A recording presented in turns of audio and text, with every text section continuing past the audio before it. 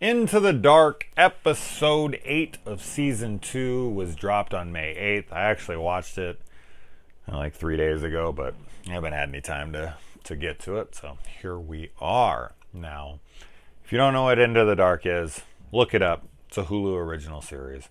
Now, this one is the Mother's Day episode of the show, and this deals with a pregnant woman who is nervous about giving birth. She is going to Lamaze classes with her husband. She has some secrets on the side, and she meets a woman in her Lamaze class who befriends her, and they start up a relationship together, and things go very, very wrong for one of them. Now, I've said this with every Into the Dark review I've ever done. This film is fine. It's a fine film. It's like an hour and 20 minutes. It's like every other one of them. I enjoyed it. I liked it. It was fine. Like, it sucks with these reviews because I always sit there and I'm just like, at the end of them, I'm so whatever about them. I'm so like, I didn't hate it. I didn't hate sitting there and watching it. Like, I watched it and I was like, okay. Like, it got me through it.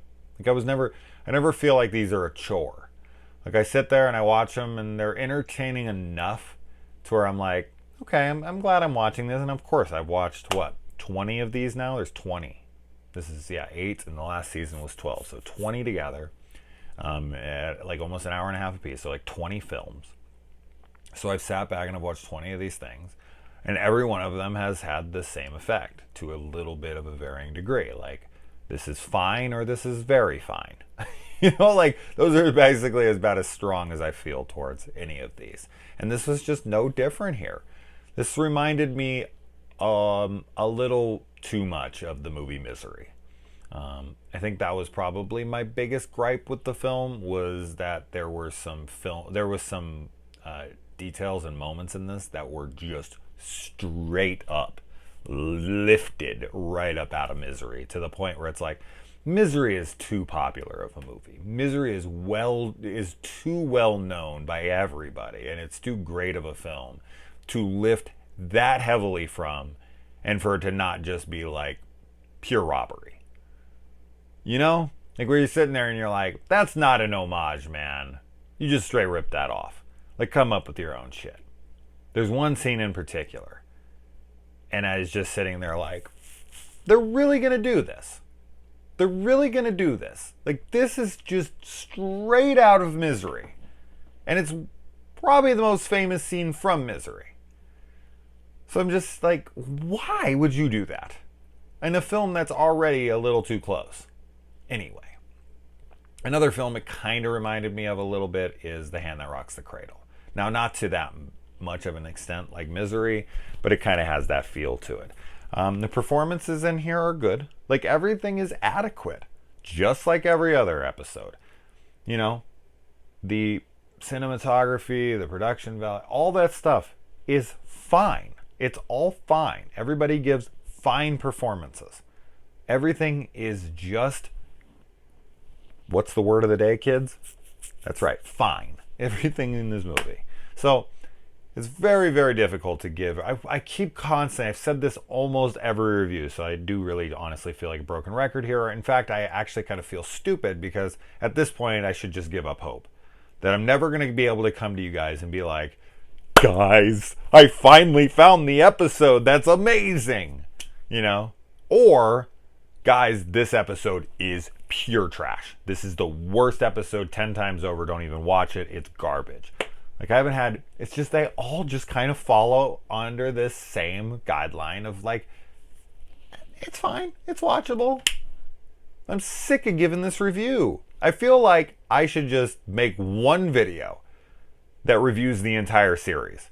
And I just sit here and I go, every episode is fine. Even though some of them haven't even aired yet, I feel like at this point, I can just safely say that the next episode in June here coming up is going to be fine. I'm going to be giving this exact same review in like 3 weeks' time. Is fine better than bad? That's the question that I'm always plagued with. My answer is I genuinely don't know. I guess it depends. Is it a bad because it tried something different and failed? Or is it a bad because it tried to play it safe and still sucked? So I think you can figure out which one of those I would prefer. So I guess if it was put up against either one of those kinds of films, I guess that would change things. But a generic movie that's bad versus a generic movie that's fine, yeah, I'll take the generic movie that's fine. But I'd rather neither existed. I would rather Into the Dark would do a couple rewrites. Now, the next episode is exciting to me. Now, I've gotten excited before in the past because Marcus Dunstan and Patrick Melton did an episode called Pilgrim, which I think was the first episode of season 2. Their Thanksgiving episode, obviously. And I was over the moon excited for that one because, of course, it's Patrick Melton and Marcus Dunstan, who I'm a big fan of, from the Feast movies to the Saw movies to the Collector franchise to the Piranha movies. The list goes on and on. I mean, these guys have made a lot of really cool films, The Neighbor and whatnot. But they made that episode, whoa. That's like a fine but a real weird fine. At least they swung for the fences. It's a bizarre episode, and I really didn't understand what they were trying to go for, but still somehow was entertaining enough to be like, it was fine, but like was leaning towards so much didn't work. So I guess I would almost prefer that episode because it was like, well, at least there was failures in there on going for something different. But here we go. This next episode that's coming up here in a few weeks here, is directed by the guy who directed Patchwork. And what was the other movie he did? I can't think of it at the moment. But an interesting director. Someone I like. Someone who makes... Now, Patchwork is kind of a ripoff of Frankenhooker, to be completely honest. So, but I think the other film he did was pretty interesting. So I'll be very curious to see what he does with Into the Dark. But I don't know. I just feel like these aren't R-rated enough. Like, I feel like these are like light horror movies. Like, I don't know what the restrictions and the like where they're tied up, because that's kind of what I said with Pilgrim. Like, Marcus Dunstan and Patrick Melton are known for being crazy. They're known for their films being insane. Like, if you've ever seen the Feast sequels, you'll know. Even if you don't like them, they are balls to the wall craziness. They go for everything. There's gore, there's tits, there's everything you can imagine. And the film is just so tame that I'm like, are these the same guys that made The Collector? Are these the same guys that made Piranha 3D, where people are being like falling apart as they're trying to pick them up off the ground? And like, this can't be the same guys. These guys wouldn't make a film like this. But every film in this, even their slasher, School Spirit or whatever, is so tame. Nudity, sexuality, gore, all that stuff is so toned down. It's because it's on Hulu and it's owned by Disney. Is that? I mean, what's the problem here? It's an R-rated show. Hulu has some pretty graphic shows. So what's the holdback? So let's hope that I want so badly for there to be an episode. And if they're not going to do it, let's just please end it on season 2. I'm going to finish it out. For sure.